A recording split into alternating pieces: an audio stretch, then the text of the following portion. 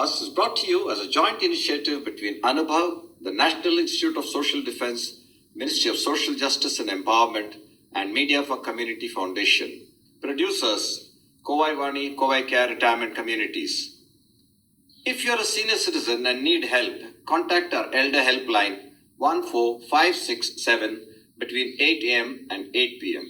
We promise to help you lead a better life. I repeat, 14567 between 8 a.m. and 8 p.m.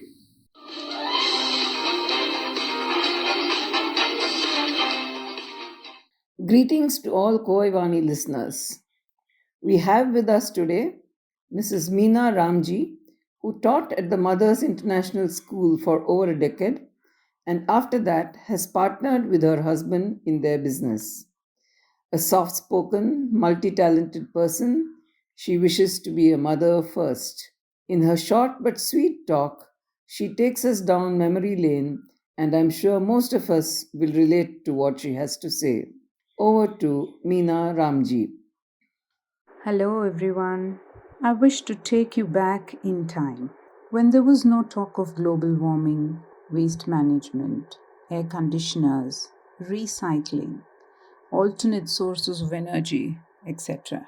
Visualize a house in Madras surrounded by mango trees, coconut palms, and flowering plants in the early 1960s. The owner, my party, a stocky woman, put all these assets to unimaginable use and sustained a household. 2 cows in the backyard was a conscious addition by her eldest son, my dad. She went to school only until third grade in Madurai, later got married and moved to Madras, had 6 children. 3 different types of mango trees, one exclusively for pickling. It would even smell sour, as I recall. The other for its most delicious ripe fruit, and the third for juice, etc. At least 2 different varieties of coconut palms. One was a red orange variety, is all I remember. She did it all by design and a lot of intelligence. Think before you throw is what she practiced so diligently. It was all about optimal use of available resources. Recycle and reuse was the motto. She was well ahead of her time.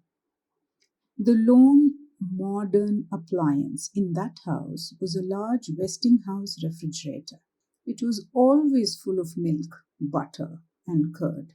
Let me take you through that time as I recall.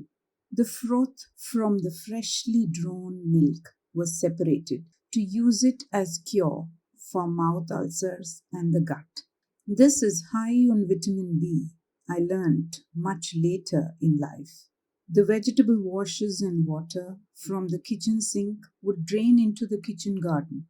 No soaps allowed in the kitchen for washing vessels, only ash. Garden waste, kitchen waste, and cow dung were all composted. I recall small tempos coming to collect excess natural manure from our place. I'm sure it was good economics that party followed. After all, this gold was used for her garden too. Coconut fiber, cow dung cakes were used to fuel the boiler for heating up water for bathing. You now understand where the ash came from, right? The kitchen garden had broad beans, snake gourd, pumpkins, lemon trees, chilies, spinach, etc.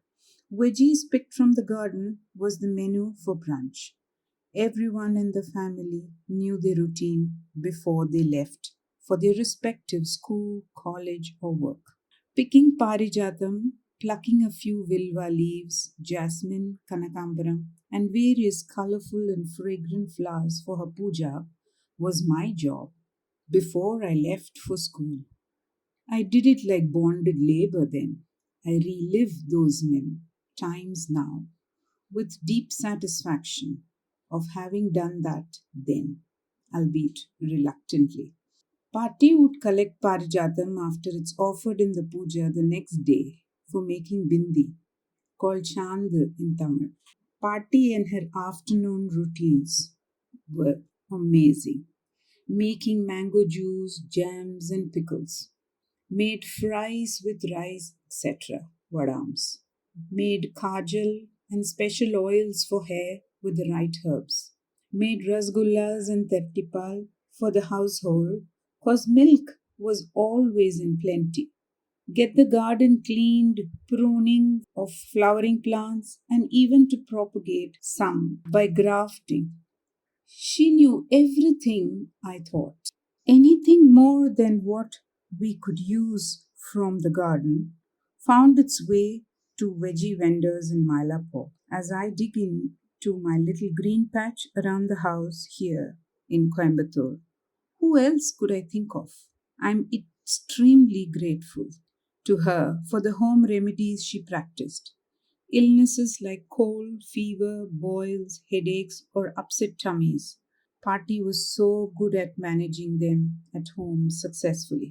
There's just one thing I did not learn from her: to look prim and proper all day long in her 9 yards. Was it hot in Madras then? I wonder. Thank you all for your time. Thank you, Meena. That was simply great, making us sigh. Oh, those were the days. Hoping our listeners too enjoyed this podcast. Signing off on behalf of Koivani is Revati Bhaskar. Bye for now. இந்த வலையொலி அனுபவ் தேசிய சமூக பாதுகாப்பு நிறுவனம், சமூக நீதி மற்றும் அதிகாரமளித்தல் அமைச்சகம் மற்றும் மீடியா ஃபார் கம்யூனிட்டி ஃபவுண்டேஷன் இவர்களின் கூட்டு முயற்சியாக உங்களிடம் கொண்டு வரப்பட்டது. திட்ட ஒருங்கிணைப்பாளர்கள் டாக்டர் ஆர் ஸ்ரீதர் மற்றும் ஆலோக் வர்மா அவர்கள்.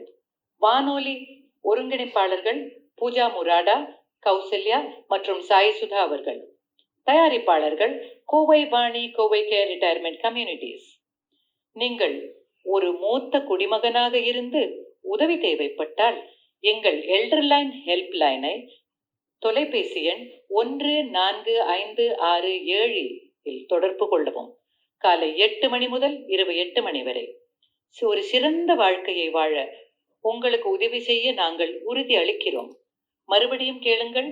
தொலைபேசி எண் 145667 காலை 8 மணி முதல் இரவு 8 மணி வரை. That's all for today, folks. Be safe.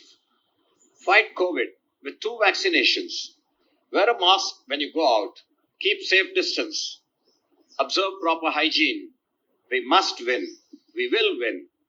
Thank you.